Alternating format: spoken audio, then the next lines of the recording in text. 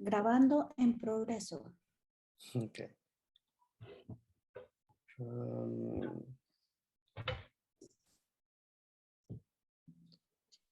Ya, estamos vivos. Puedes empezar, Alexia. Hola, hola, muy buenas tardes a todos. Mi nombre es Alexia. Aquí estoy con mi compañera Lía y juntas somos sus intérpretes y equipo de justicia del lenguaje. Good afternoon, everybody. My name is Alexia, and I am here with my partner Leah, and we will be your interpreters today and the language justice team. Nosotras trabajamos con un marco que se llama justicia del lenguaje, que es el derecho a la participación plena de las personas en los espacios, en sus idiomas, así como respetar los derechos lingüísticos de todas las personas y su género. We work in a language justice framework, which is the right to the full participation of people in spaces in their languages, and it also includes the respect for linguistic rights of all people. Queremos empezar reconociendo que a pesar de que hoy tenemos la capacidad de solamente interpretar entre el inglés y el español, hay muchos otros más idiomas presentes en este espacio y los queremos honrar. We'd like to begin by recognizing that although we only have the ability today to interpret between Spanish and English, there are many more languages that exist in this space, and we would like to honor those. Para facilitar la conversación, vamos a estar utilizando la herramienta de interpretación de Zoom, que no ha sido activada, pero una vez que se active, les vamos a explicar qué es lo que van a ver y cómo acceder a su canal de idioma. In order to facilitate the conversation today, we will be using the Zoom interpreting function, and it's not activated yet, but we will explain how to access your channel, and then it will be turned on. Si se están uniendo a través de una computadora, van a ver un pequeño icono en forma de globo que va a aparecer en la parte inferior de la pantalla. Ahí le dan clic y seleccionan ya sea el inglés o el español. If you are joining us on a computer, you will see an icon of a globe at the bottom right of the Zoom screen. Click there and you can choose Spanish or English. Si se está uniendo a través de un teléfono o de una tableta, va a darle clic al botón con 3 puntitos donde dice más, después selecciona interpretación de idiomas y luego su canal de idioma preferido. If you are joining us on a telephone or a tablet, you will press the button that has 3 dots. It says more, and then choose language interpretation from the menu, and then choose English or Spanish, and then click done. La interpretación es para todas personas que no se sientan 100% cómodas en los dos idiomas, entonces si ese es su caso, le pedimos que por favor seleccione el inicio español o inglés y se queden ahí por la duración de la charla el día de hoy. Interpreting is for anybody who does not feel 100% comfortable speaking English and Spanish. If that's the case, then please choose your preferred language channel and stay there for the rest of the meeting. Nada más unas pequeñas pautas, llevemos un paso moderado al hablar para poder interpretarles lo mejor que podamos y porque la comunicación bilingüe es una responsabilidad compartida en el espacio, no solamente de las intérpretes.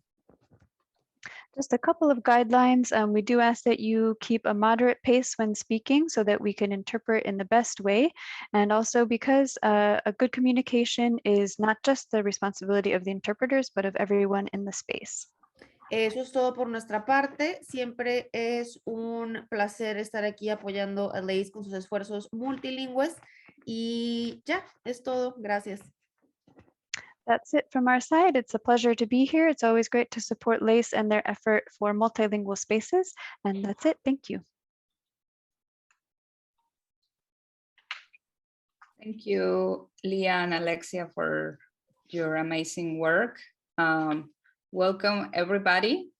And don't forget to choose your interpretation. Right now, you can see the globe, so you can choose your own channel.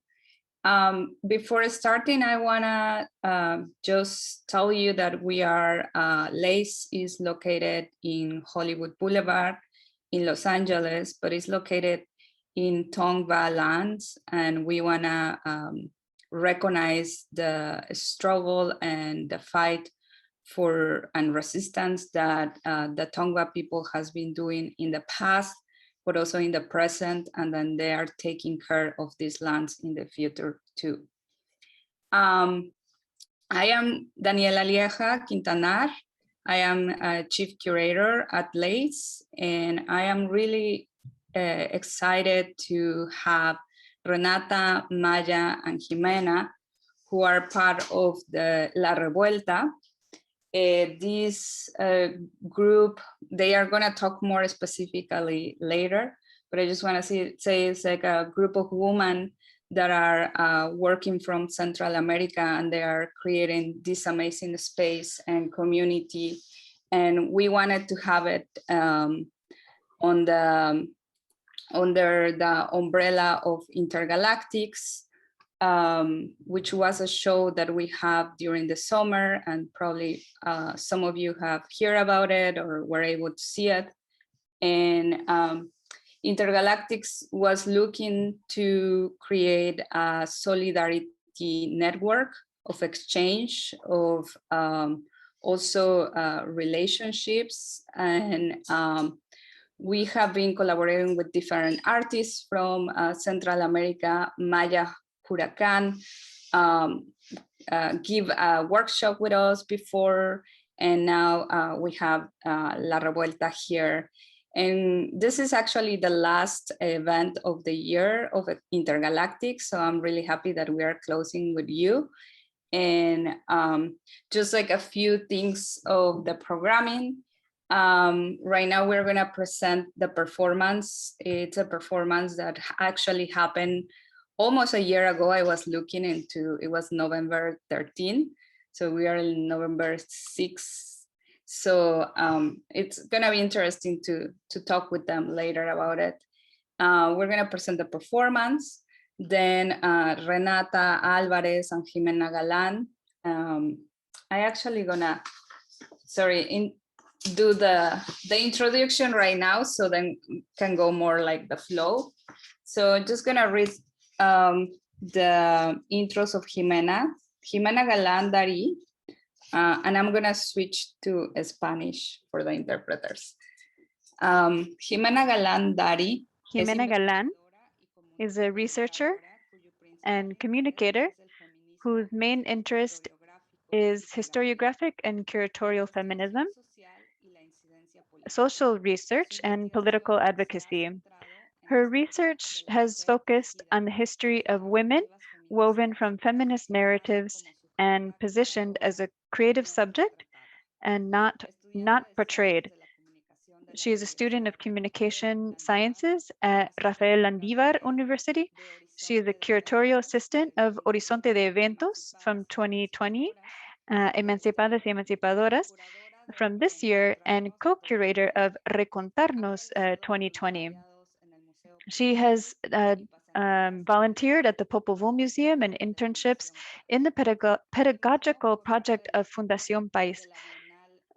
She was also part of the team of the 22nd biennial of Arte País. She currently works on research focused on the representation of women in Guatemalan art, based on the visions of women curators of the Guatemalan scene, art activators, artists, and theorists of the region.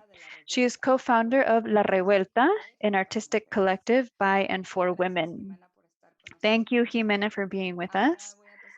And now I will introduce Renata Álvarez.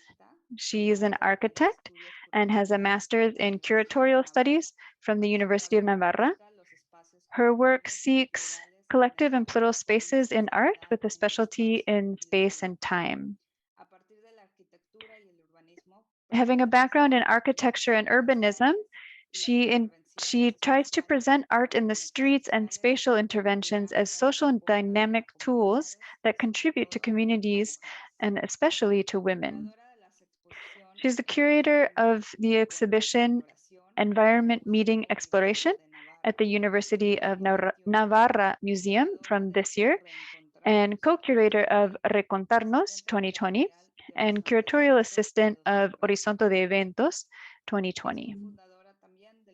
She is also a co-founder of La Revuelta, and she now works on the production of a platform for Central American artists and the exhibition Recontarnos in New York. Thank you, Renata, for being with us. And our beloved Maya Juracán, disruptor and activist, is the chief curator of Bienal en Resistencia, which I don't know if you could follow this. It's very interesting, this one. You can still see a couple of these things. And she's also co-curator of the 21st País Art Biennial, part of the pedagogical program of the FEMSA Biennial 2019 and 2020. She coordinates the training program in visual arts at Fundación País, Guatemala. She is the allied curator of the Casa de la Memoria, or CALD, and works from the critical management of Guatemalan historical memory. She currently directs the País Art Collection, which curates a critical, a feminist, and decolonizing eye, and also co-created independent spaces such as La Revuelta, a collective of Guatemalan curators. Thank you so much, Maya, for being here, and we're going to begin with the performance. I'm going to put the presentation, and then we'll have a conversation to talk with the people who are connected with us. Thank you.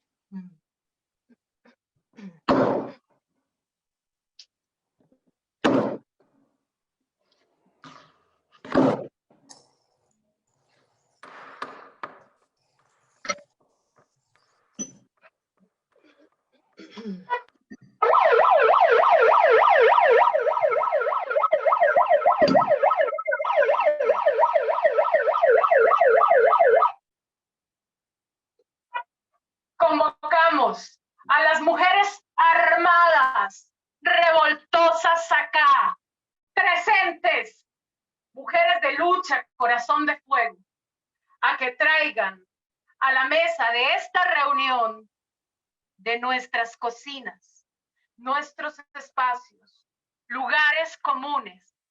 Hagamos presente en este momento un arma de corte. Un arma de corte junto a aquello que queramos cortar de siempre, de un tiempo, ayer, hoy, que queramos soltar, hoy día, que queramos destruir, no cargar más. A partir de esta noche, dejar ir, sacar, retirar, desatar. Hoy convocamos al corte radical, colectivo y personal de mujeres armadas.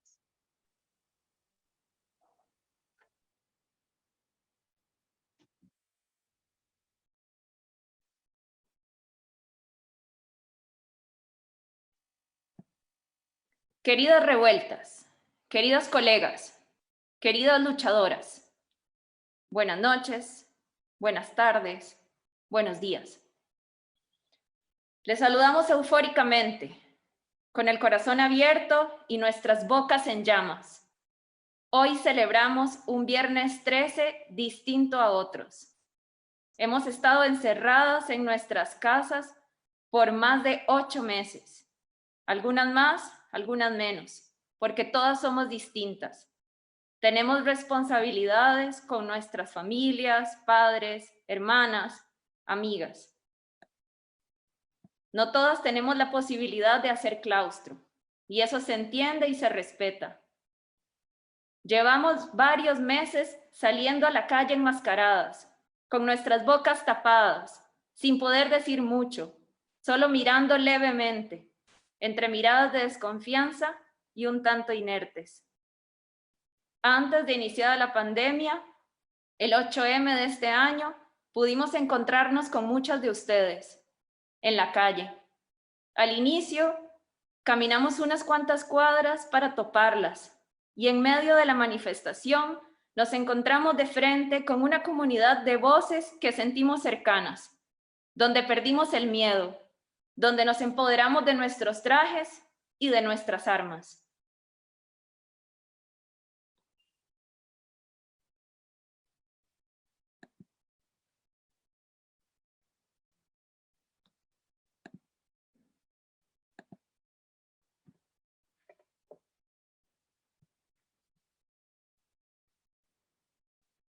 Ese día salimos con la convicción de que nuestros actos poéticos son tan potentes como nuestras ganas de estar en disenso, de alzar la voz, de darle garganta a quienes no han podido ser escuchados. ¡Fuego, panchas! Porque nuestro también es lo inapropiado, la irreverencia, porque por siglos se nos han negado maravillas como el humor o la vulgaridad, porque hasta nos quieren enseñar cómo es correcto manifestarse. Vamos, amor, tomémonos algo, las calles, por ejemplo, porque la poesía no es un lujo, porque performear en la calle tiene fuerza erótica, porque me alimento de lo que se siente el 8M, amarse y armarse, porque la revolución será feminista o no será, porque linda es la que lucha. ¡Fuego, panchas hartas! ¿Por qué armadas? ¿Y por qué no? La imagen es una herramienta poderosa, poética, política, metafórica, que nos permite sacar fuera de nosotras el enojo y la impotencia ante tanta masacre. Nuestro cuerpo es el arma que tenemos. Esta es la forma que elegimos y podemos ahora. Mujeres armadas, con una piel construida desde la mixtura de imaginarios, mujeres vestidas con trajes típicos del país que toman las armas que históricamente le han sido dadas como privilegio a los hombres. Accionar colectivamente es un acto de amor. Es una acción cargada de deseo. La calle como nuestra aliada. Convertirnos en parte de un grupo mayor de mujeres poderosas acá y en el resto del mundo, que la o nos convocó la rabia, el amor, el enojo, el deseo, el miedo, la pregunta, la fuerza, la resistencia, la duda, la pasión, la sobrevivencia y la vida misma, cada una haciendo desde donde mejor puede y siente. El arte y sus formas de mediación y representación posiblemente no resuelvan los problemas sociales más profundos, pero dejan ver el enojo contenido y ponen en jaque el contexto con acciones que algunas veces resultan impensables. Denunciamos la violencia ejercida por medio de las armas. Ningún camino que desee construir será por la vía del uso deliberado de las armas, por motivos políticos, militares, ideológicos, sectarios, étnicos o religiosos. Sí, creemos que el disturbio es el lenguaje de quienes no somos escuchadas. Así que, ¡a la revuelta!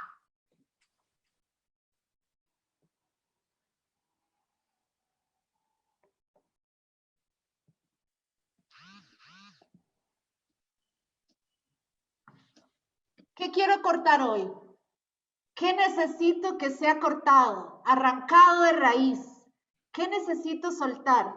¿Con qué me prometo empezar a cortar hoy? No importa el tiempo que tome, el corte también es proceso. Lo que importa es la voluntad del corte, porque cuando corto me muevo y cuando me muevo crezco. No hay posibilidad de cosechar sin corte previo. Podar, mover la tierra, abonarla para preparar la siembra. Cortemos, mujeronas, para sembrar después y crecer. Nos invita a cortar esta noche y compartir nuestros cortes. El arma que corta sana. Para ser más ágiles en el espacio y en el tiempo, cortamos. Damos fin, enfrentamos, desatamos. Nos armamos porque nos amamos. Para balancear nuestro poder, armadas, guerreras, cortamos.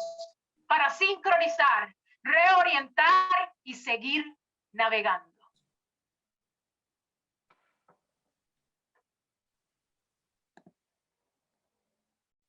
Nos despedimos, colegas, desde el centro de América, ombligo de todas nuestras ansiedades. Esperamos verlas pronto, a los ojos, y darnos un abrazo como sabemos hacerlo, desde el cariño y la resistencia, con las armas en la mano. Con ustedes, mujeres armadas, panchas hartas, cerca de las 20 horas del 13 de noviembre del 2020.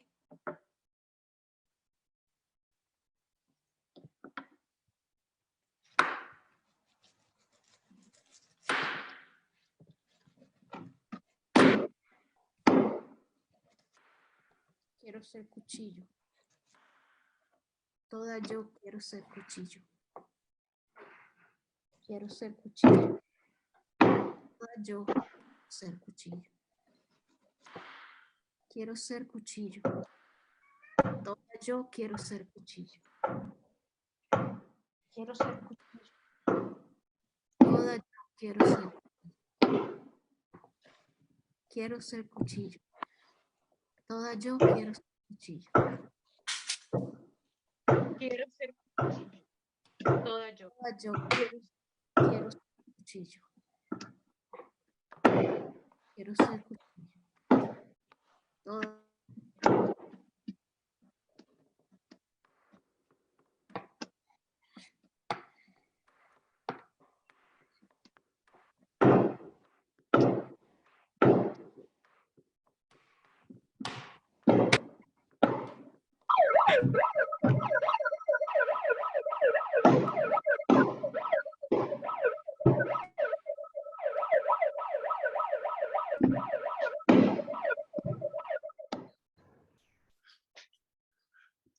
Genial. Great.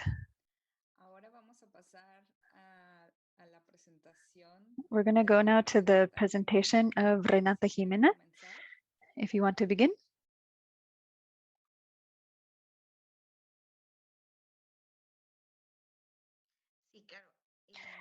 Yes, of course. Can we share the screen to be able to present?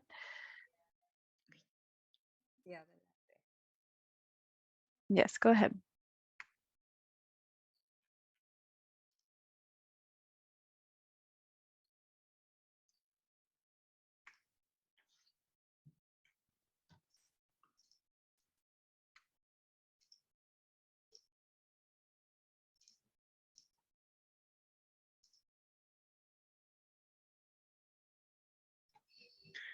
Listo.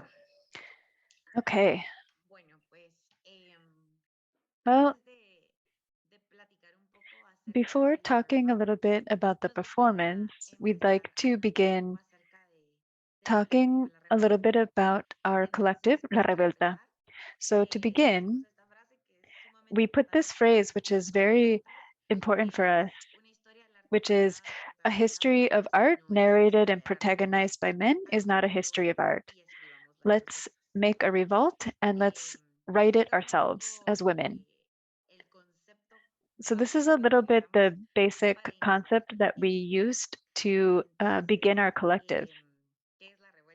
And so what is the revolt, la revuelta? Jimena, if you want to go. Yes, so La Revuelta is a collective of 5 women, Renata, Maya, Juracán, Christa, Krings, Verónica Morales, and we got together last year, right during the pandemic. And what we seek is to find spaces and dialogues and research to begin to tell the history of art from a gendered perspective, because we realize that there is this emptiness or vacuum that women are talked about as muses, or only in a private space. And so what we wanted to do through our projects was to establish important dialogues about how do we conceive art and who writes the history of art. And it's precisely what we seek is to name all of the work that women have done throughout history, that have done before and that they're doing now in the future, and that they will do in the future, and to create references of women and diverse bodies to begin to continue working together. We wanted to stop reproducing other content, and we wanted to support other projects, other efforts, other paths of work, because in the end, that's what it is, to promote spaces, to create spaces so that women, so that we have and we can make and create in the world of art. And this is a photo of the team, La Revuelta. And Jimena, as Jimena was saying, we got together last year, and it was a little bit more than a year ago, in October of last year. And the interesting thing is that we did not know each other personally. We met through the screen. We met in Zoom meetings, and that was how the collective arose. It's a collective that was completely formed during a pandemic year. And it was very interesting to work in that dynamic, that despite the fact that we didn't know each other personally, we are very connected in our ideas and in what we wanted, which is a little bit what Ximena was telling you about. We thought that that vacuum in the world of the art, and it also in the Central American world and in our Guatemalan world, we thought that it was the correct moment to begin to enter and to work from that space. So what do we do, and where are we located? From where do we work? So from the moment in which we formed, the idea began to generate projects for Guatemalan and Central American women artists. And all of those projects are visual. And I'm going to read a little bit here what we put, which is that our projects and research are put forward, put in front of the scarce presentation of women in an art which is predominantly masculine and white. And for that, we propose tools and strategies of influence from feminisms and a community curatorial practice. So what we seek to do is to do projects from a whole type of different projects. We are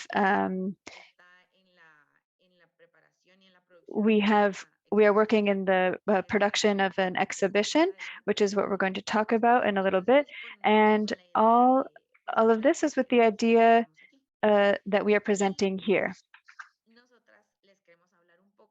Acerca de la exposición Recontarnos 2020, que es de donde surge el performance de Mujeres Armadas. Entonces, pues Recontarnos 2020 surge en el marco de la pandemia. Teníamos alrededor de 2 o 3 meses. We had known each other for around 2-3 months. And this idea of first of art, and then, you know, just because we had been indoors for a year, and also something that we were thinking about, that we really needed to know Central American women artists. And starting from here, we did our first exhibition that was 100% in a digital format. And we put a call out that lasted for a month. And it was calling women Central American artists. We received around 60 proposals, and from those, we selected 25. And the plan was to exhibit all of them in a digital platform where we put together a digital exhibition. So that was the first one, who was a self-declared feminist exhibition, and we had both collectives and individual artists.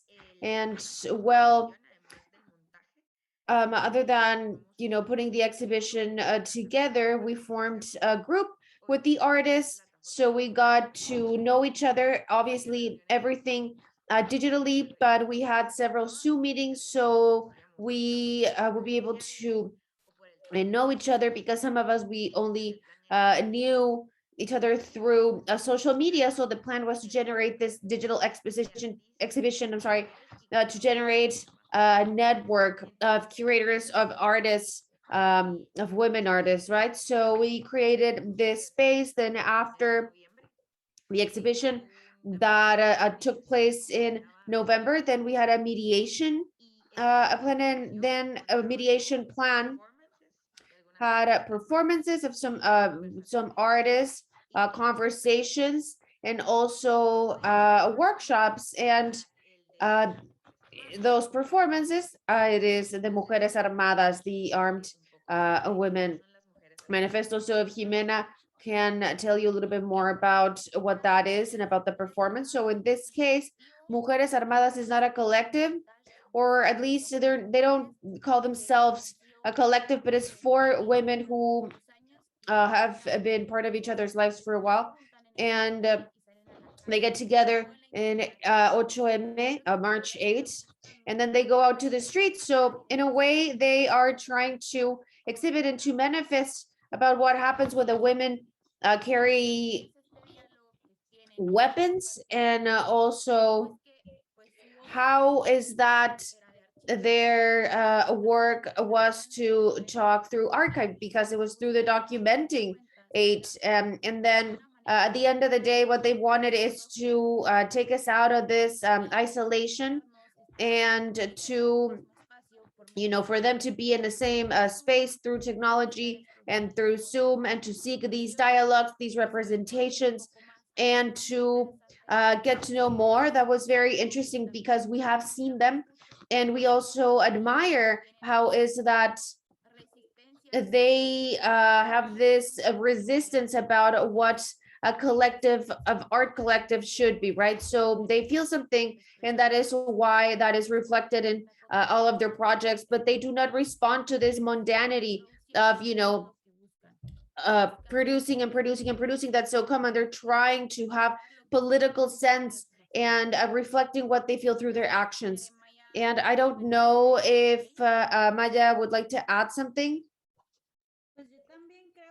Well, I also think that this idea is very beautiful, because they're, sometimes they change their names. So, they're called Panchas Hartas or the Ephemera Collective. And I really love that way of retelling the story of themselves. And I think that Chilero would be like the coolest. This performance is that it was right when people were learning how to use Zoom. Do you remember that a year ago? And everybody was in their homes, 100% isolated. We were starting to go out. We didn't know each other. We hadn't seen each other in real life, physically. Renata was in quarantine because he had just returned from Spain and she didn't leave her room. So it was the only human interaction that she had, but nobody knew how is that we were going to do a performance via Zoom. Do you remember that? Like, that didn't exist before. So it was, well, how is that? Am I freezing? 1, 2, 3. Am I frozen? Nope. And because people didn't really know how we were going to do that, we were so nervous. We, like days before, we learned how to broadcast via, I don't know how Juan is feeling, but it was so nerve-wracking for us, and like, you know, reproduce, and we are very nervous. And it was like saying, well, you know, we do it, we don't do it. We didn't even question it. We are a group of women that, you know, we did this. And I think that was the most beautiful thing of everything. It's like, yes, we can, and why not? So, you know, we started to build, and we did we put a call out to this thing that Renata, Ximena, and myself, and with Christa as well, we met through a workshop that I gave, or they supported me as curatorial assistants for a different project, but that was like saying like, well, now it's their turn, now it's up to them, and we all read each other as equals here. We all have the, you know, same importance, like their opinions. And sometimes it is a horizontal line, and sometimes we agree, and sometimes we agree to disagree. And this is what happened. We were reconnecting. So we just decided to do it, and we didn't really question what was going to happen with that. That I think that was also the impulse of, yes, we want to do something, right? But also we had a really relevant or a really big educational process. They supported us, and I think you can tell like, hey, you didn't mute your mic, and you're not, you know, so it's fun as well, because that was what was happening. And I think that one of the things that we allowed ourselves to do on La Revuelta is we allow ourselves to make mistakes, and it's a learning curve that we have. And it is, you know, maybe we should have fun, right? If we don't have fun, then we're not doing it right. And I think that is the great part. So we started to put from that, like a lot of the artists are became our friends. We still work with them. So it is how we can find them in ourselves. And I think that it could be very interesting what Mujeres Armadas brought to us. And just to add, we forgot to tell people that the title of the exhibition is Recontarnos, that in English is retelling us. And it is basically to retell our story from ourselves. And when we put the call out, we did not specify anything, only that it was you should have been able to put it on a digital platform, but it was, you know, from the retelling. And so all of the pieces, in one way or another, they are retelling the woman, right? So we see this piece of Mujeres Armadas. We also had works from artists that work from their family's memory, or artists that talk about topics such as abortion, or the same feminist actions from 8M, March 8. And it is how they are supporting what art is, but from themselves, starting from themselves. And I think that was very important for us, because it was a topic, well, the topic that we wanted to deal with, it was from what they wanted to tell, right? So I think the title of the exhibition was key to piece together what came afterwards.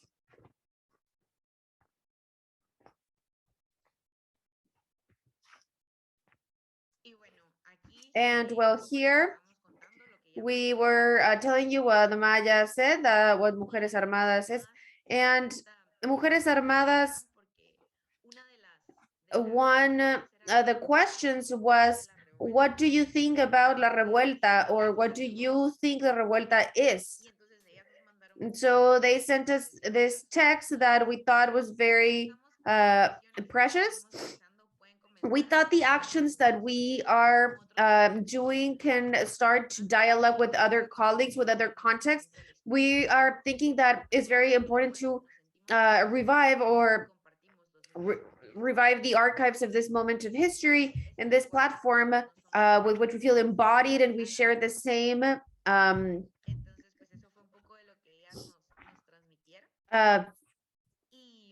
field thinkings, and that is something that they wanted to give to us. And now what we have to do through rethinking is, after the exhibition closed,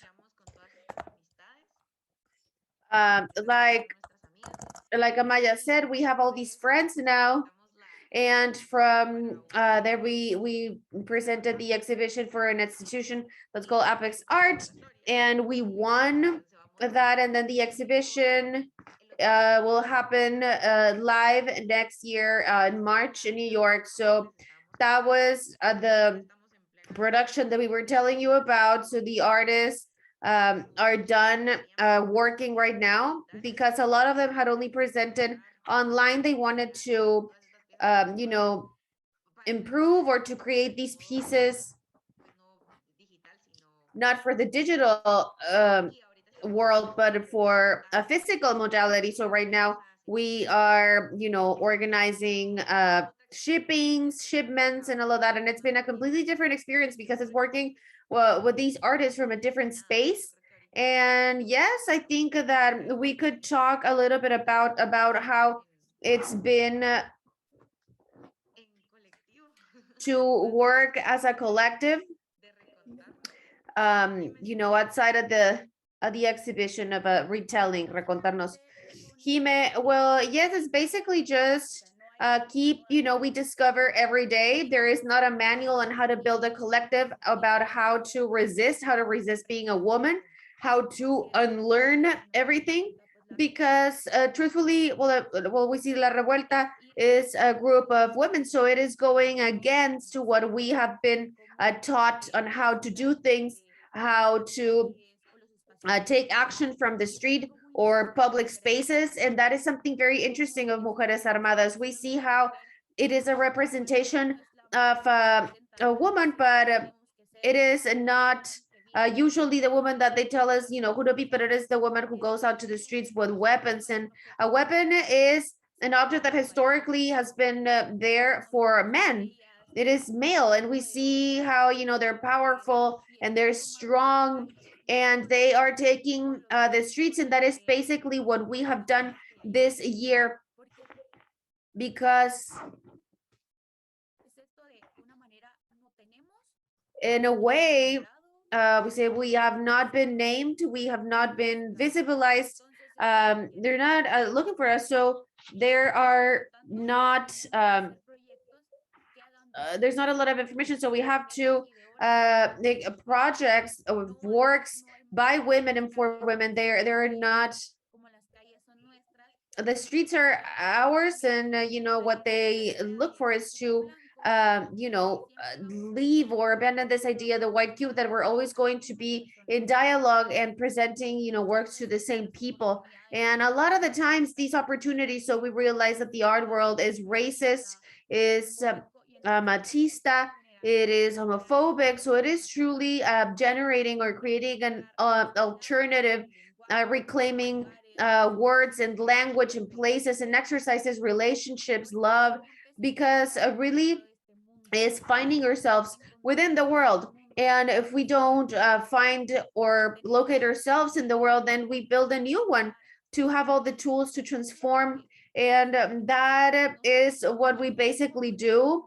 We didn't really know how, but we know we did La Revuelta, and we didn't know this was going to be so big. You know, we had dreams, we had goals, we had projects, and it is really hard. And resisting, Maya always says that resisting is not easy, and it is not easy. And you know, sometimes you just want to stay in bed and sleep all day, and you can't do it because you have to create more. And you know, when it is a project is, you know, let's finish this, and you know, but you have to be planning, you know, the call for the next project, and it's fun because we think, you know, what can we do? And Krista likes comms, so you know they're going to direct this project, or somebody's really good at doing, you know, another thing, and they have their projects, and at the same time is recognizing that we are not foreign to this patriarchal system, but we will have machista behaviors, and it is recognizing that starting from that we can build and dialogue and question. And we are five women with a very strong character, and we will have disagreements, and not everything is really beautiful, but at the end of the day, that is a reason to keep doing things, because we believe that what we are doing is nourishing, and it feeds us, and not only just to us but to women. And just thinking that, well, yes, it has been really hard for us, you know, let's take a space, because that is also that collective knowing that we don't have to do everything. And that's why we also start from a historical memory to recognizing what the original peoples, the people from the community have done, and name that and work with that, because we know that is also naming that, right? And that is also something very big, a big part of it. So I think that the beautiful is to reinvent ourselves in language and shapes from horizontality, and is not even is learning how to do everything and reinvent. And it is basically that. I don't know if Renata Maya wants to add something.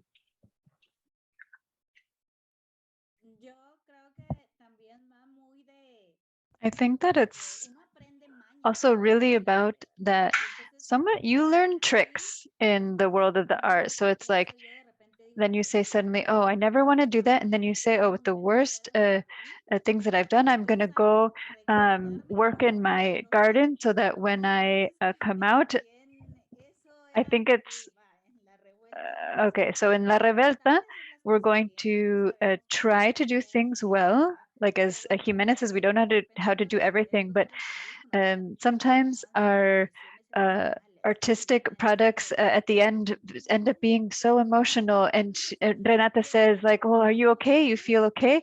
And it's like, no, I need to do things. Sometimes it's like the achievement of the artistic plan. And it's like, you can do it whenever, like, relax. We want things to go well. It'll be okay. So I think that it's also, it's like other models of doing it, other examples that we wanted to apply. We were so, there was like a date that we missed, a deadline that we missed, and it was like, oh, well, that's okay. Something else will come. We'll do it another way.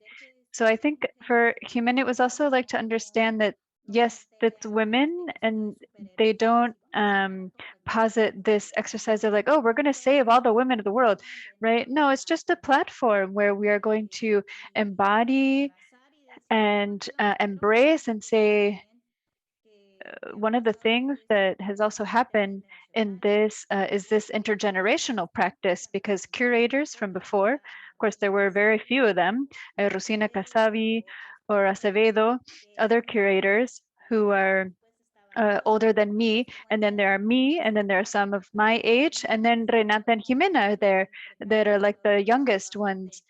And so between all of us, you know, there's like 15, 20 years between each generation. So this intergenerational practice, La Revuelta is not only one generation, it's from everyone. Everybody contributes and everybody follows one another. And I think that, so to not reproduce those patriarchal, machista exercises that actually are, it's really difficult. I don't know how it's going for Lace, but we try in this process, let's say. Yes, now that you raised the question to Lace, says Daniela, this really resonates with me. Thank you for sharing this experience. What resonates with me is this question about visibility about telling your own narratives, which is something that from Intergalactix and from Lace, we have tried to do. And we have also tried to think that it's been like a whole process of thinking how to better connect and connect more with Central America. And here in Los Angeles, there's a huge community of Central Americans and all over the US. And there are very few exhibitions from Central America or that even include artists from one of those countries. And knowing that there is a community here and that the artists are here.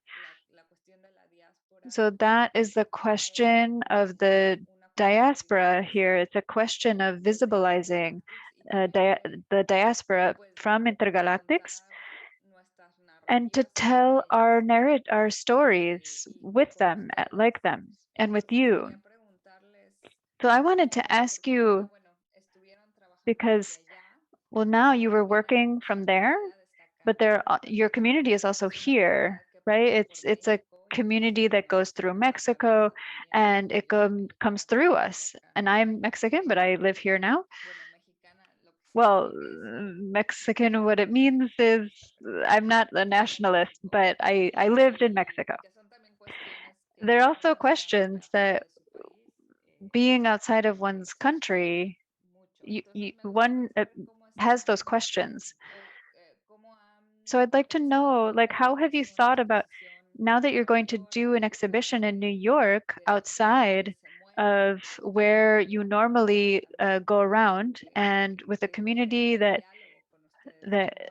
we want to dialogue with you? How are you imagining this exhibition? How are you imagining how to connect with the communities in the diaspora? First, we need to get the visa. So friends, please, we need the visa.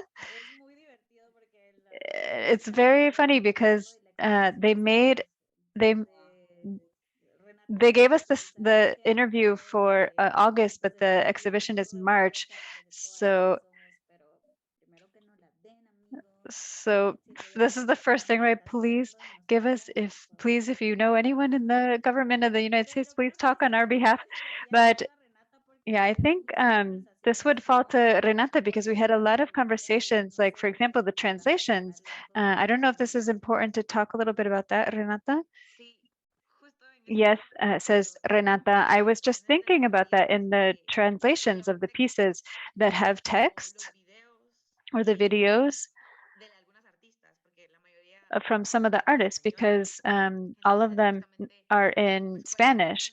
So what was the position from that? It was the first time that we were going to work in the US, and many of the artists, and also for many of the artists, and 50% of the artists speak English. And the first question was, do I need to translate the video, or how am I going to do it? And the response was no. Or the first response was, what do you want to do? What do you want to do? So the majority of the artists said no, because they knew that they would have to change the text, and they thought it was very important to maintain the text as they did it. So our response was, okay, so we're not going to reproduce the video, and we're going to look for another way. So there has been different solutions. There's an artist, her piece, she did a performance in her country in which she passed out cards, and during Alia Vallejo is the artist, and so she handed out cards to people who were harassing her, to the men who were harassing her. And so the card says, if you are an abuser, call this number. So she has this documentation that's going to be presented in the exhibition based on the performance. But the question was, what do I do with the card? Should I put it in English, or should I put it in Spanish? And if I want to replicate the performance, how do I do it? Should I leave the card? So there were a lot of questions about production that came from that, and also the logistics. But in the end, the solution was that the card was there in Spanish, and there's going to be a translation in the on the technical card. Of course, we're going to understand the piece, but we don't want at any moment for the concept and the context to be lost. So the majority of the artists were looking at it that way. We want to, how do we manage our identity? Maya says sometimes, even some words like communal curatorship, that in the first text that we had, they corrected it. They corrected that phrase for us, and they're like, this phrase doesn't exist. And we said, yes, it does exist. And Maya sent the definition, and we said, this is the definition, and we want it to be used in this way. So we are appropriating our own discourses, and as we have it in our text, we want to do it in the pieces. So we want everything to be in our hands so that the pieces can be accessible to all the public, but to also be able to read the original identity of the exhibition that was made during the pandemic. And we respect what the artists want to, what the artists create. We think that's the most important thing. That's always the question that we make. What do you want? And what Maya was saying, that they're always asking, no, how do you feel with that? It's very valid, very important for us. So we have communicators and managers for agents for artists, but for our pieces, I think that it's important. I don't know, Maya or Jimena, if you want to add something. Maya says, for example, it's also very important for us because there are artists and artists. Like that's all the artists that we have come into contact with are so great.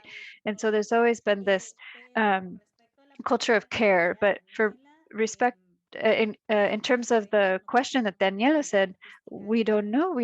We don't know the artistic community of New York. We don't know who they are really.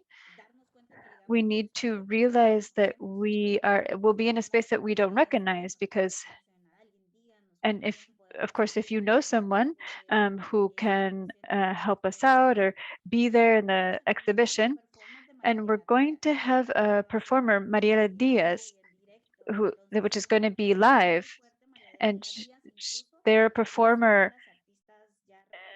It's one of the artists who is recognized in Guatemala.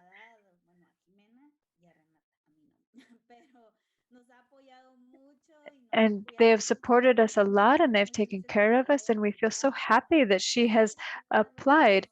She's like, no, I want to be with the revoltosas, the revolting one, and we give this name to each other.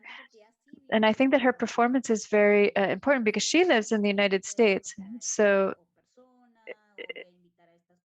it was like, okay, I'm going to do this in person. I'm going to invite these people because we don't know what's happening in the U.S. By itself. So we did talk to the gallery, the museum, and we thought, yeah, we think it's worth it to be with them. It's not like it was a space of research.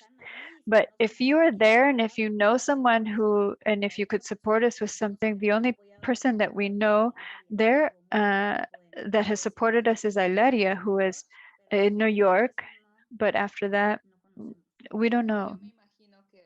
I imagine that, Daniela says, I imagine that a lot of the public that's going to see the exhibition is going to be very interested. It's like, as you were saying, Ximena, it's like to name or to be there, to be present, in an exhibition, to be in a space which you haven't been before. I think that opens connections and relationships. Yeah, I wanted to add something, says Jimena. I was thinking about how La Revuelta came together, and in parallel to that question, that there aren't spaces, or in some way we can't get into that world of art. And so we've said, okay, there's no space, there's not a path, so we're going to build it. And that is reflected in all of the actions and decisions and practices that we have in La Revuelta. We are trying to reclaim curatorship and to apply it in a way that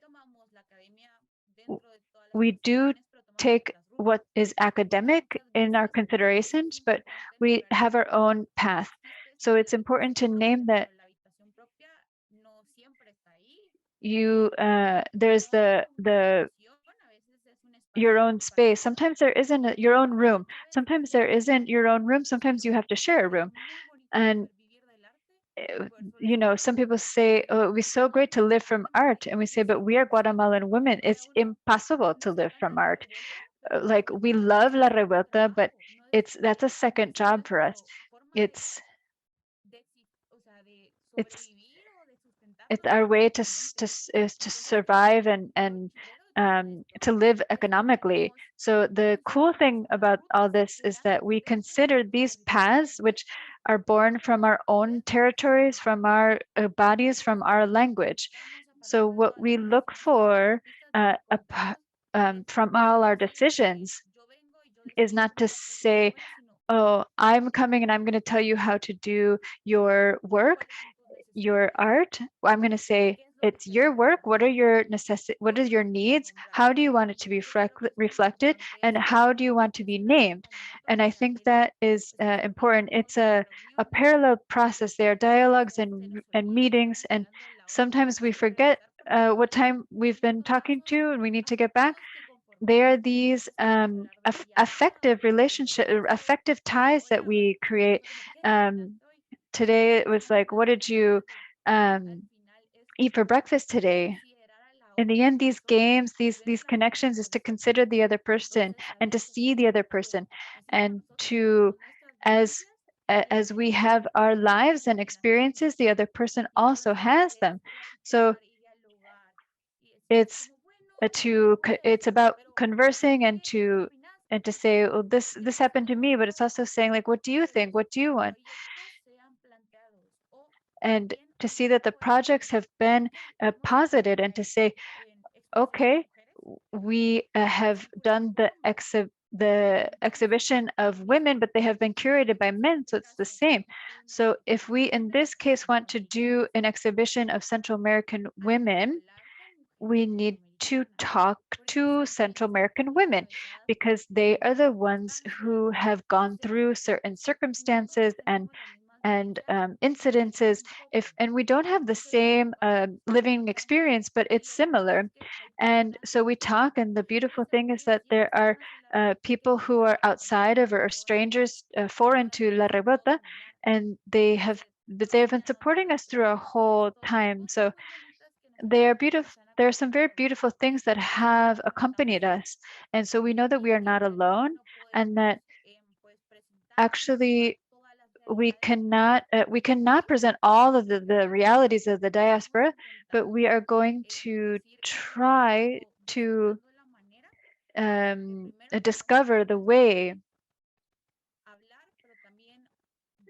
to speak, and to also open the space, because we're not going to speak for anybody, because they have their voice and they are going to say, and they have their histories and they have their stories of life, and they have all of that. So it is like that to see other paths of how to work, other theories, and in the end, that's for us. Thank you, Jimena, and everyone. I wanted to open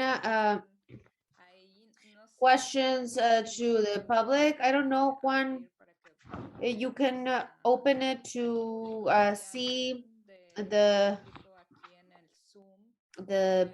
attendees, the participants here. If you want to ask a question, just turn your mic on, or if you want to ask a question via the chat, we invite you to participate.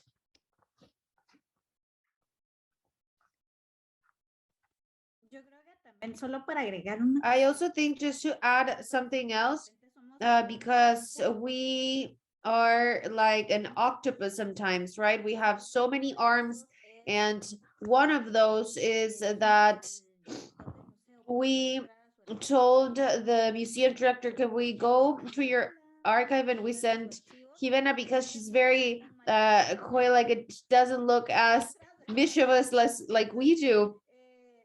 And we asked if we could go to the archive. We went through everything, all of the documentation that was related to women. And with that, we are planning a project.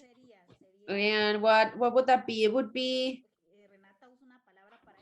Renata uses a word for that, like having like a hub to have every archive of every woman that has existed and that exists. And that is part of it. And you know, then we have las calles son nuestras, the streets are ours. I don't know if you want to, Renata, talk about that so people know about where all of our arms are going. Las calles son nuestras, the streets are ours. It is a project that came about the same thing, the necessity to keep exhibiting, but also the first question that we posed ourselves was, if we were to have an exhibition, where will we have it? Where will we hold it? And starting from that is like, well, here, well, this place has this reputation, or this one, no, that one's directed by this person who's been, you know, denounced. And like, truthfully, we really take care of the places where we work. And then we thought about the public space. The public space is our space, and you know, we should call it that. So yes, you know, the public space is the perfect space for us to have a residency. And the streets are ours, and it is a project of residencies, the public space, where we do call for a project, and I'm sorry to be redundant, but like in the public space. And we had proposals, and in this instance, we were not the ones who actually selected the final proposals, but Natalia de la Rosa, who is a Mexican curator, who also has a lot of experience in the public space, she helped us selecting them. So since then, every 2 months, we have been doing a residency where we talk to the artists, and then from, you know, starting from the proposal, we got it, and then at the end, we do it in the space. So basically, is being able to take over this space that at the end of the day, us as women, we are scared of, especially because of all the violence that we are subject to, and you know, globally, and also in Guatemala here, like as being a woman, and also reclaiming the space that belongs to us, and from those works of art that 100% of those pieces, that is a concept of the streets are ours. So we, I think we're going to do our third intervention in the public space, and at the end of next week, we're going to do it. And I think that's something that's very important, is that other things have come about because we met in this digital space, that it is also public, but it is digital, where in a way we felt safe. And going out to the streets is a completely different thing, because even if we you know, say that it is our space and we want to reclaim it, we are scared. And it's been an experience to be able to go back to the space. And truthfully, 80% of the instances, we do not ask for permission to use a public space, because it would go against reclaiming it, right? So we are doing all these things that we have to take care of each other. We have to take care of the artist and embody, and always be, you know, keeping an eye out. And we are in the process of learning from the artists that have been in the residency, and to learn from that. So I think that we would love to keep reclaiming the streets, because they're ours. And I think that is something that we see a lot of future, and we believe that we can keep doing. Creo que tenemos una Una pregunta de I think we have a question from María Elena Fernandez. María Elena, if you want to turn your mic on and your camera, María Elena. Thank you so much, Daniela. So nice to see you. And greetings to everyone. This a team that has really inspired me. I am so happy to hear about your rebellious and powerful work, and I didn't know that you were going to come to the US. That is so exciting. I would love to connect you. Well, I think the question, the visa, right? But I would love to connect you all. I live here in Los Angeles. I wrote a little note. I am a first generation Chicana born here in Los Angeles. My parents migrated from Mexico City. And I am also a poet. And I am a writer, and I also do performances. And I would like you to link you with a group here in Los Angeles that's called Mujeres de Maíz. I don't know if you know them. Some of you do and some of you don't. Because it would be really wonderful to have an exchange. I think you're very compatible and you would do a really beautiful dialogue and, you know, to work together maybe. Thank you. I send you a hug and I wish you the best. Thank you so much, Maria Elena. I think that we'll be very excited, we'll be delighted. I think that that's part of our collective, and a part of the things that we have talked the most is to generate networks with other women, because as Maya was saying, this is not work that we want to do alone, but quite the opposite. The more women, the merrier. So thank you so much.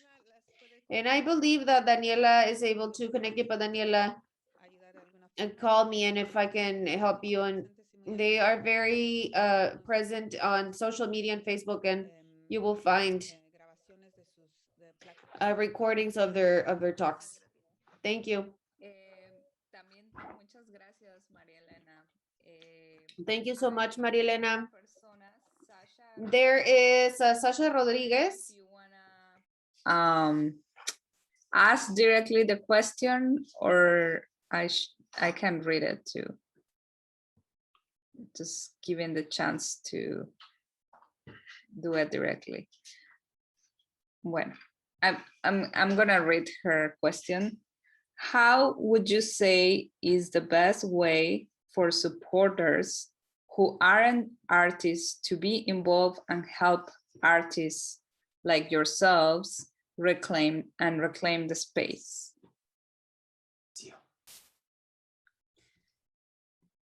Sí, Yo es creo- como, Dale, es Dale, que María. no entendí cómo es como nosotras como So how is that us as people who are not artists, how can we support artists for them to reclaim the space? I think that's something very interesting that I call the theory of the butt, because I think we all have lived through it. It is when of the butt. It is when somebody wants to talk to you about like a feminist artist or a feminist curator, and they're like, no, Jimena or Renata or Maya, fabulous. I love what they do. Yes, they're very important. But don't you think that? So there's always the but, that it sounds a little passive aggressive to, you know, sometimes trash the project, but they want to be part of the conversation. But simultaneously, it is diluted in that but. And I think, I mean, that has happened to me. And I believe that Ximena were part of the recent biennial, you know, telling the story with the exhibition. But it has happened that, oh yeah, look at this feminist exhibition. I really love it. But I'm going to give you some advice about what you were lacking, right? And most of the time it's men. And so I think that identifying that but is very important in the dialogues and conversations with other people who speak about art. And I think that is collecting among us. That is something that I really I'm a pro, and those are two things that I would say. Yo creo que la verdad, para ser honesta, I think that truthfully, quite, to be honest, and I've always seen that we were very lucky habernos encontrado of we found each other, y privilegio, correcto. and it is a big privilege Habernos encontrado that we met each other in the space in the moment that we did, de haber and of being able to put this group together to support artists, porque es complicado, o sea, no es because it is complex and it is not easy. entrar al mundo del arte. And entering the art world is not easy, not only because of the limitations that we mentioned, but also because it is a very reduced world where it is really hard to find it if we don't look for it. But I do think that if I could say something, say something to help artists, and if we want to help them in the public space, that, what is this word that actually doesn't have a translation, I'm going to try, which is to embody the artist, to hug the artist, Pues apoyarlo. and to support them. If we believe in an artist, to help them, to visualize them, to walk with them during their processes, to accompany them, because that's lacking, and we see this emptiness, that it was this necessary space for women of not being able to present or exhibit their work, but also to create community. And I think that the key is there, not just because, okay, we're gonna have an exhibition and we're going to look for calls, but generating this network of support. They felt very heard, we felt heard, and then we generated friendships and allyships. And I think that is super valuable for the artists. Like, how has it been that we are supporting them the way that they're supporting us, but they have given us so much, the intent to keep working on the project. So I think that it is hugging and embodying and talking to them, like Jimena said, working from tenderness. I think that is a very, very important. I would like to respond something. I think that acting, doing things. So I think that we have these initiatives, and if they want to do these projects, then just organize among women and saying, okay, I don't like this, the art world as it exists, I don't like it. So let's organize and let's create a collective, and let's let our ideas and our projects run free. And sometimes happens that I have this friend, like I always send her all of the calls, and this might work, or like, look at this project, or supporting, or simply giving like going to the live, or sometimes we say like, oh, am I doing things correctly, or could it be that am I doing this correctly, this is going to work, and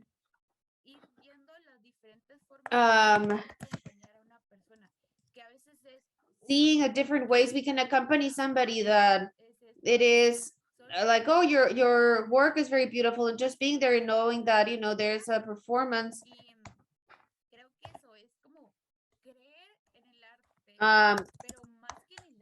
believing in art, but more than that, believing in people that are seeing them as people.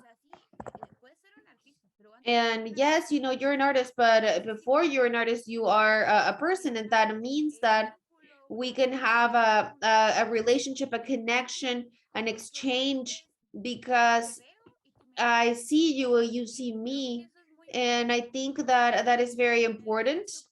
And in the public space, well, I think I really like to see the papelado, and like I think one of the best things that I can do is to walk on the street and to read it.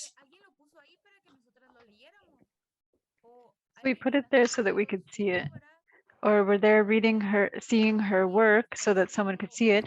someone is doing that. So sometimes it's just to observe and to realize that just like how I'm doing things and someone else is doing things, and probably we could work together, we could come together and we could do something very beautiful together, and everything could come out okay or great, but we'll have a good time, and that's the important thing. So the best thing that we can do is to act and to believe and to accompany, to embody. Hi, this is Juan. I have a question. This was a great presentation, but I am a little bit curious to learn more about how La Revuelta, how does this group have ties with diverse genders, not necessarily men, women, but genderqueer and non-binary, anti-binary, trans? I think this is such a great question, because one of the first things that we did was first to situate ourselves, to orient ourselves. We are women and we are all in the city, right? And none of us uses a Mayan dress. And so then to understand that we didn't know each other, and so we needed to do diverse practices. Jimena, who is our expert in documentation, she sent us the dictionary, a glossary of all the different ways to name oneself. It was a manual. So like when it's written with an X, or because honestly we didn't know, and we thought it was very good for us as well to recognize that. And we also that we don't have to talk about everything. One of our great compañeros is Odelka, and Odelka is the organization of women in the Central America and the Caribbean. So there are compañeras who are teaching us. They are showing us the process. They are teaching with Ivanka, who is a trans woman, and she's they are with us in the organization is with us in the Take Back the Streets, and so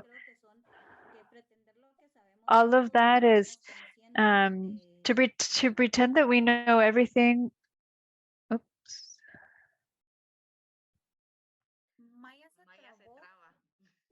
Maya's internet left, but yes, you can. It'll come back in like 15 or 20 seconds. I'm sure she's listening.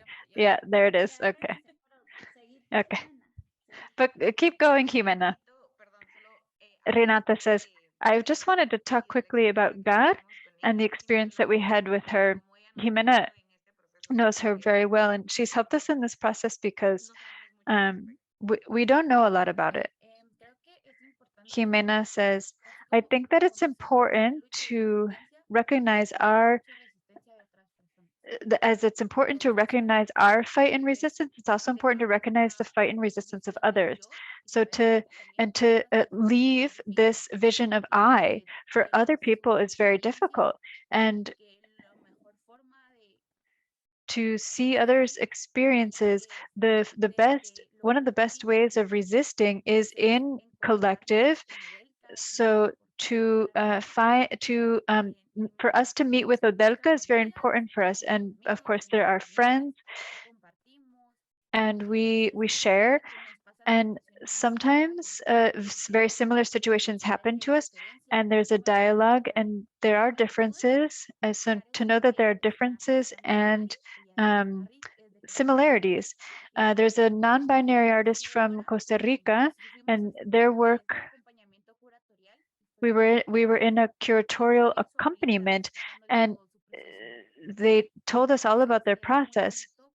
So it was very beautiful because as they were said, if we had not situated ourselves, when we situate ourselves, we didn't know anything. And so we think that it's important to recognize So we found these manuals. What we found in the manuals of inclusive language is that we don't know how to do it.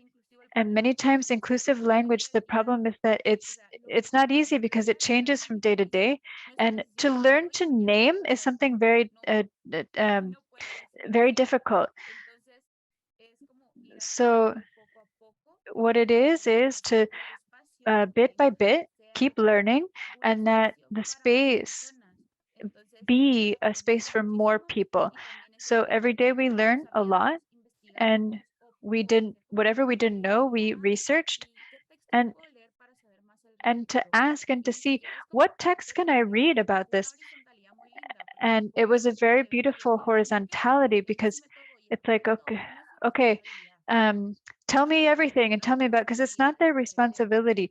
Our responsibility is to learn. So that is a topic that we are interested in, because if we really want to have a friendly relationship and respectful relationship with other people, then it's up to us to learn about it. So it's that a relationship of proximity, and they began to begin to see the projects, and to see and to begin to see and what are they doing, and to say, oh, tell me what you're doing. Sometimes it's so easy to see the life of someone else. So we are learning by doing, and it's also important to say, what do we want to embody, and to name it.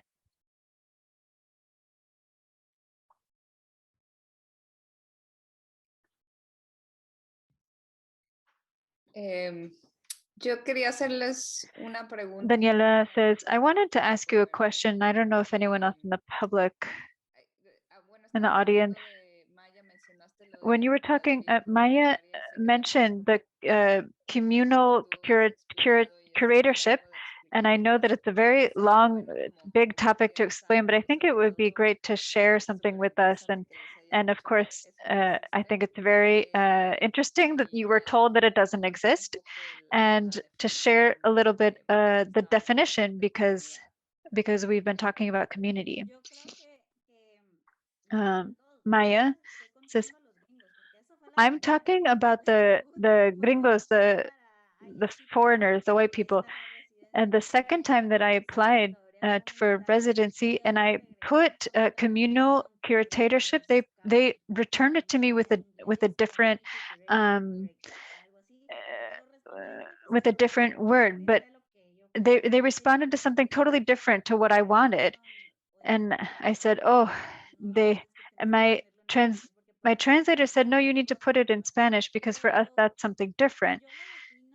But I define it as a communal feminism from Cabral, who talks to us about how we recognize each other. I think that's the main thing.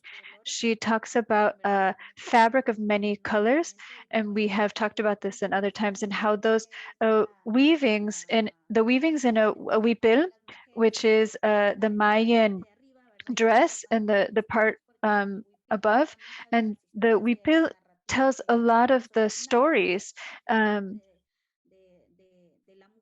specifically about women, or they talk specifically about the territory where they are. So this specifically responds to a communal feminism. For example, in the communities, you treat the river with respect because the river gives you water, and you treat the plants with respect. So everything is recognized as an equal. And I think that that is mainly, we are not going to carry all the burden of an exhibition. We're going to share it with the artist. We are not there to resolve your life as an artist. We are here to accompany you in the process. And I think that we understand that. And even in the collective, Renata went to travel, and she said, I'm not going to be there. And we said, don't worry, we'll take control. And so at one time, all people in La Revuelta were in different places. And so I think that far from being what you do is you say what you want to do to be what you need to be happy, and you accompany in the process. That is the difference, because Jimena was saying something very interesting. She said we don't want to live from art. We don't want to live from art. We want to live happily. We want to live with happiness. And so we did a ceremony with fire. It was so beautiful, and we took a photo, and all of the revoltosas were together. Were you all there? No, did you see?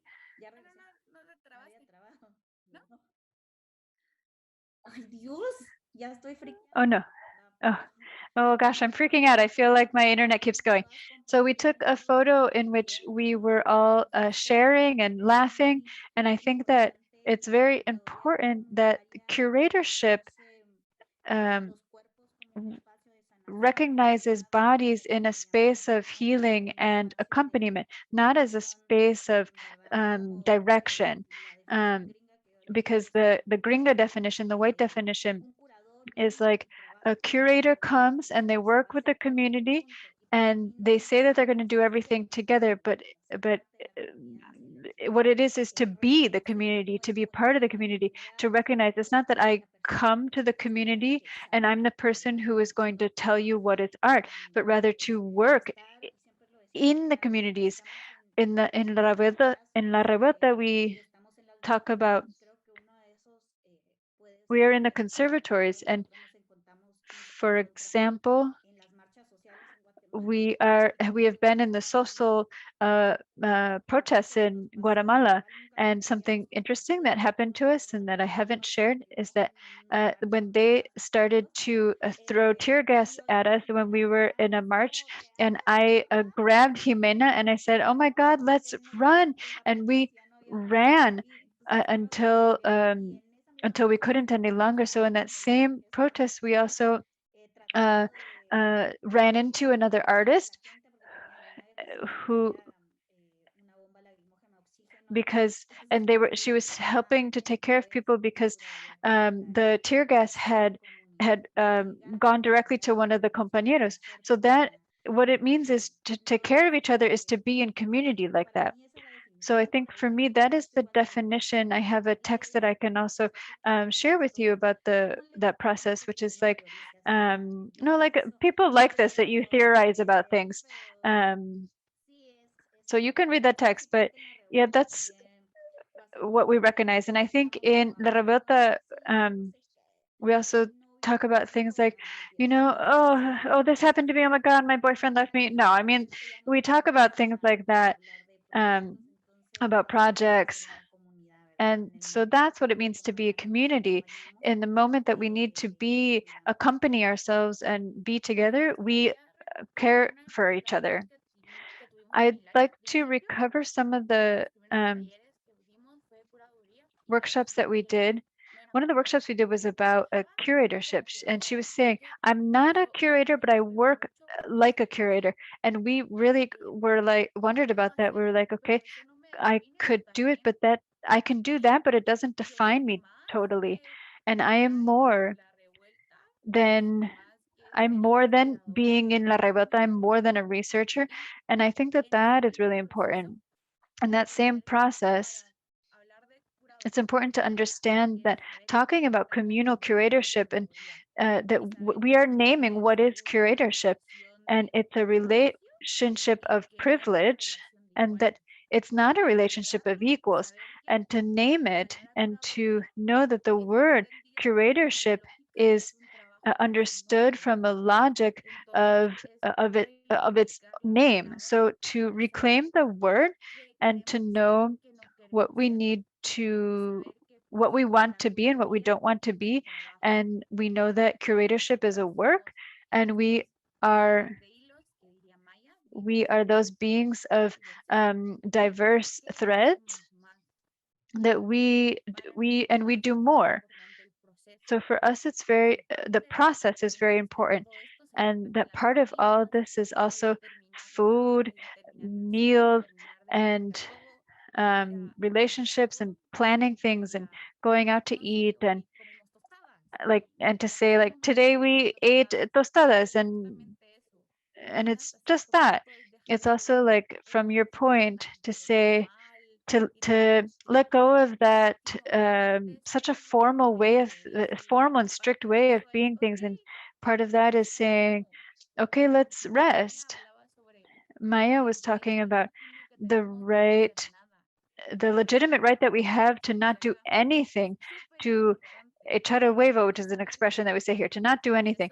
And so it's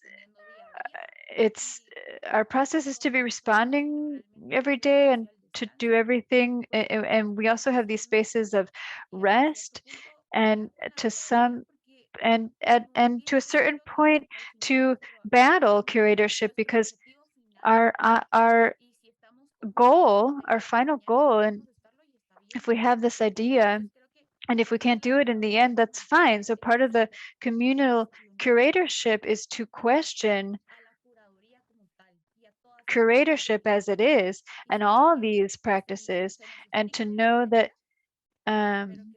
they are explained in one way, but it doesn't necessarily need to be that way, especially when our practices are self-taught. And so when we're said, well, this can't be done this way, or this is done this way, we're going to say, okay, we're going to learn this way.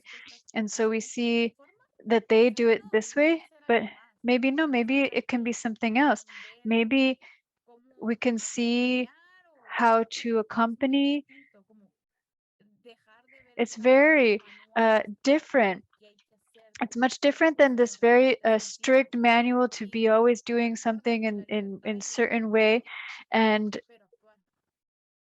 so it's about acting, but in the end, acting.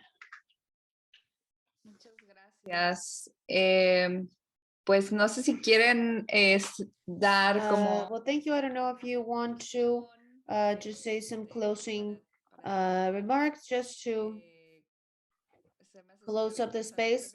I think that it is very interesting. I think that we could keep talking another hour, but let's let our interpreters rest. Thank you so much, Renata, Jimena, Maya, and well, all of the revoltosas that are out there that shared this performance, and that we will continue doing work together. And thank you so much. See if you just want to share something to close.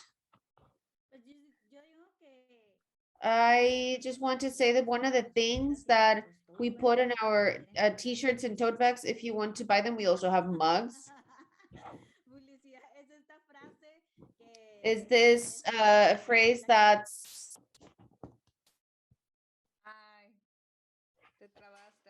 you're frozen, Maya. Come back. The phrase. Okay, now you're frozen. Okay. Don't talk about me, okay? Because I can hear you all. That the phrase that's on our totes and t-shirts is nothing about us without us, because also what we notice is that how the art world was trying to tell our story through male eyes, right? And how museums were including us, but were asking us an insurrection, right? To recognize that all this time we haven't been there because they decided, not because we didn't exist. So I think that united us the first time, and I think that it is very present in us. And thank you for the opportunity to be here. We want to meet you when you come to Guatemala. Please visit, or we can go to Mexico, that they do let us in. And yes, thank you so much. Thank you all for listening to us and for the invitation. Thank you.